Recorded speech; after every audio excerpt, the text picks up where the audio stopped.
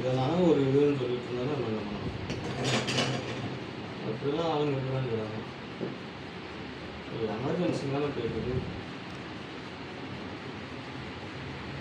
அம்மாவும் கால் பண்ணிச்சு எடுக்கலை. வாங்கிட்டாங்களா?